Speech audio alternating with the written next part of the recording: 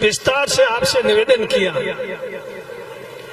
Congress party के बारे में, कांग्रेस पार्टी के कामकाज के बारे में इन्होंने खूब बता दिया। अब और बताते हैं, तो टाइम बहुत हो चुका है, इसलिए मैं इसमें ज्यादा समय नहीं लूंगा। अपने कांग्रेस पार्टी से उम्मेदराम जी को टिकट दिया।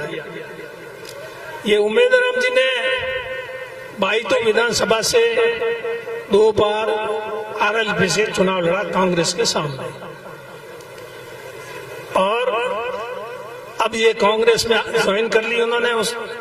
तो ये इसमें कांग्रेस के जो हम लोग थे सबसे राय ली, और सबकी सहमति से बाड़मेर, जैसलमेर, बालोतरा की सहमति से इनको कांग्रेस में लिया गया और पार्टी ने इनको उम्मीदवार बनाया। आप कहोगे पार्टी में लिया, लेते ही उम्मीदवार बना दिया। आपको ध्यान है अभी वो कौन कह रहे थे, चिकमंगलूर भाई, चिकमंगलूर किसने कहा? मदन जी ने। चिकमंगलूर में उपचुनाव हुए थे कर्नाटक में, चिकमंगलूर, वहां के अपने कांग्रेस के जनरल सेक्रेटरी प्रभारी हरीश जी है।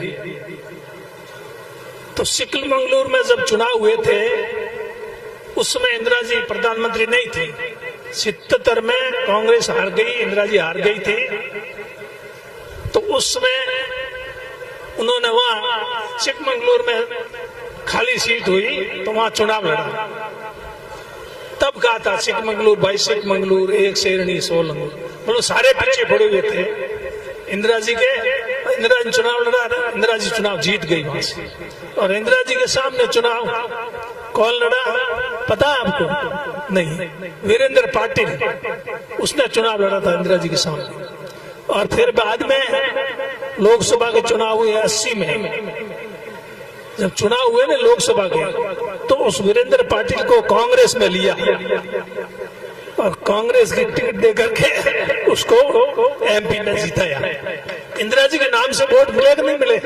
80 में तो इंदिरा जी के नाम से ही वोट मिले थे। मैं भी चुनाव लड़ा था गुड़ा मगनी में 80 में।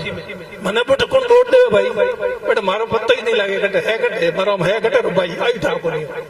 तो ये इंदिरा जी नाव जिता दिया गंगाराम जी जड़ी मां शख्सियत के साथ। तो इंदिरा जी की नाव चिकमंगलूर में जीत गया वीरेंद्र पाटिल। और फिर बाद में बने इंदिरा जी आपके कैबिनेट में मंत्री बनाया। बहुत पावरफुल पोर्टफोलियो दियो। है कांग्रेस की विचारधारा। कांग्रेस जोड़ने का काम करती है, तोड़ने का नहीं करती। सामने चुनाव लड़ते हैं, उनका दिल जीतने का काम करती है, कुनबा बढ़ाने का काम करती है। ये मेरे कहने का मतलब, ये सोच करके लिया। तब जब इन्होंने को टिकट दिया है, जैसे वीरेंद्र पाटिल को जिताया ना कांग्रेस में लेकर के एमपी बना के मंत्री बनाया ना, तो ऐसे ही उम्मीद है राम जी को अपने यहाँ से जिताना है ये अपना कांग्रेस वालों का।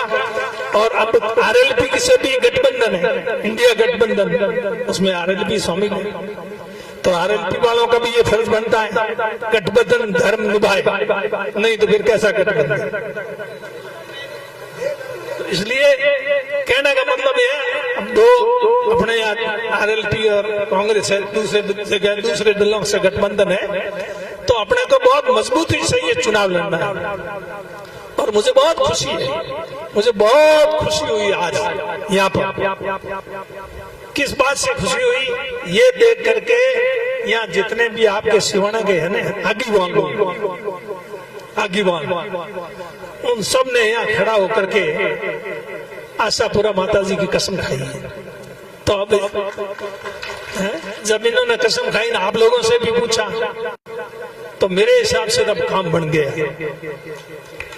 यही अगर पहले होता तो ये 5 बार यहाँ से एमएलए में बीजेपी जीत के नहीं जाते।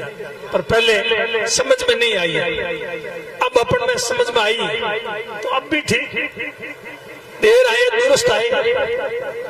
अब इनको एमपी में जिता दो तो इन बीजेपी वालों को पता लग जाएगा।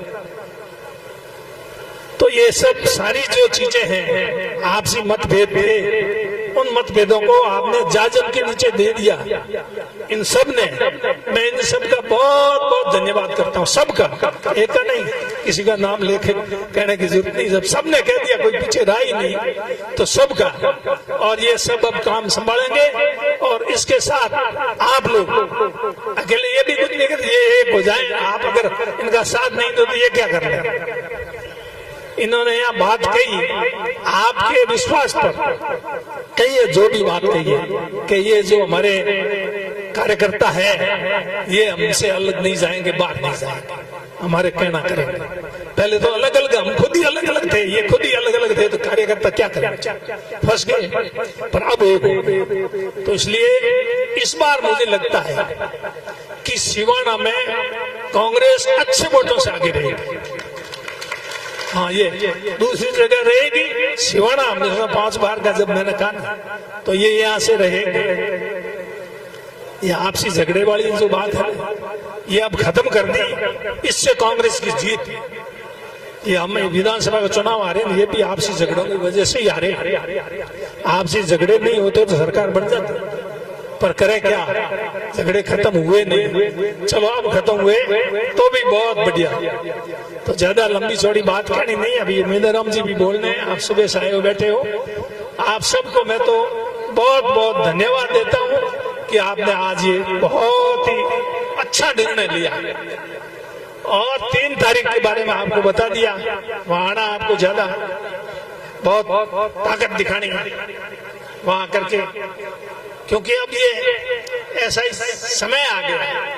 वहाँ कितने लोग आएगा, इस हवा बनाकर लोग हवा से भी ठगी से ही जीत जाते हैं, तो इसलिए आना जरूरी है। 80 का चुनाव